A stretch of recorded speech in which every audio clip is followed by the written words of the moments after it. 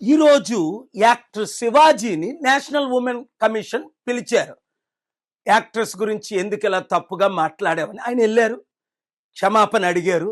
ఇంటెన్షనల్గా ఆయన నాకు తెలుసు కనుక చెప్తున్నాను, అటాక్ చేయడానికి అట్లా మాట్లాడారని నేను అనుకోవట్లేదు.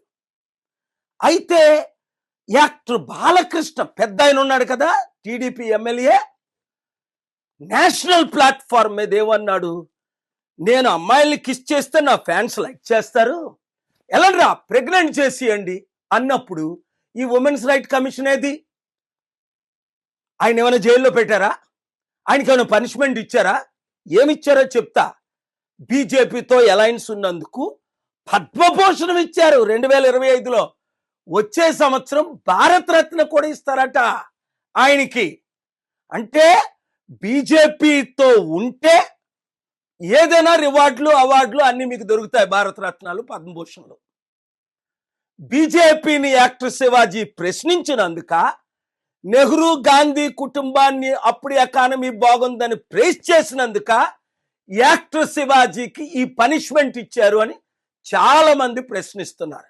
అలాగే ఉత్తరప్రదేశ్ ఒక బీజేపీ ఎమ్మెల్యే అమ్మాయిని రేప్ చేసేస్తే ఘోరంగా సిబిఐ ఎంక్వైరీ చేసి ఇన్వెస్టిగేట్ చేసి ఆయన్ని కన్విక్ట్ కూడా చేసేసారు, ఈయన రేపిస్టు అని.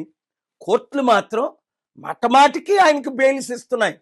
అంటే బీజేపీ ఎమ్మెల్యే అయితే రేప్ చేసినా పర్వాలేదు, మర్డర్ చేసినా పర్వాలేదు, ఎంత క్రైమ్ చేసినా పర్వాలేదు, లక్షల కోట్లు దోచుకున్నా రుణమాఫీ చేసేస్తాం.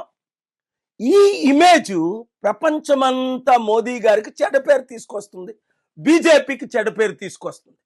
రండి, దేశాన్ని కాపాడదాం, రాష్ట్రాన్ని రక్షిద్దాం.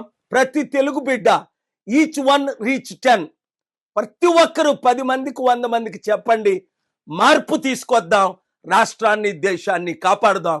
ఈ వీడియో అందరికీ షేర్ చేయండి.